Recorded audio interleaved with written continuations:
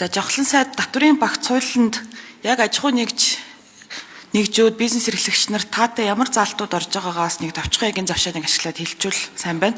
Хоёрдугаарт ер нь бид энэ хөгжлийн төлөвлөгөөгөө ярилцж байгаа энэ цаг мөчид энэ мега төслүүд дундаас яг хэдэн бодиттой эх 3 жилд хэрэгжих боломжтой юм бэ? Хөрөнгө оруулалтын янз бүрийн их үүсвэрийг татан оролцуулаад алийг нь бид нар шийдэх боломжтой юм бэ гэдэг эрэмт стратегиараа гаргаад тэгээд тэр хуулийн шинжилэл, хуулийн өөрчлөлт хэрэгцээ орчин дутмаг байх юм бол тэр зүйлүүдээ бас яаралтай шийдвэрлээд явахгүй бол одоо бидэнд ерөөсөө 3 жил үлдлээ штэ дараачийн их хурлын сонгуул хүртэл.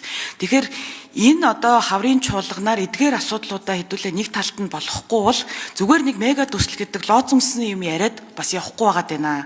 Тэгэхээр үүн дээр бол одоо бүгдээрээ ихтгэл үнэмшилтэйгээр бас энэ улс орноо хөгжүүлчих гэсэн тийм одоо зорилго зүрх байгаа гэдэгт итгэж байгаа. Тэгэхээр бол энэ дээр бол одоо жишээл улс төрчгүйгээр тэгж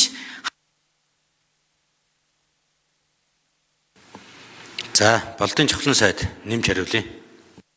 За, жаргалын шинэ асуултанд хариулъя. 3 минут үнэхээр багтан шүү. Багц зүйл гэдэг нь өөрөө багц зүйл. Аж ахуйн нэгжийн орлого албан дотор, хувийн орлого албан дотор, за нөөт, за тэгээд татврын энэ одоо харилцаа тайлагналаасаа эхлээд. За татврын байц цагч нарын одоо ёс зүй.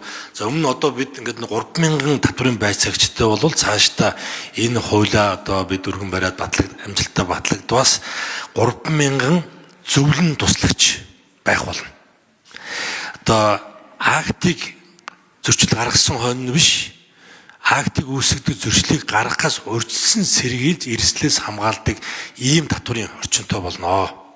За аж ахуйн нэгжийн орлого албан дотор тэр одоо шатлалууд нэмэгдэнэ. Одоо бид 3 шатлалтай бол энэ шатлалууд нэмэгдэнэ. Өөрөөр хэлбэл манай аж ахуйн нэгжид маань одоо тэлэх биш улам одоо хумигддаг, жижигэрдэг ийм одоо байдалд олон жил явж ирсэн бол энийг нь илүү их одоо чөлөөлж өгнө гэсэн үг. За дээрэс нь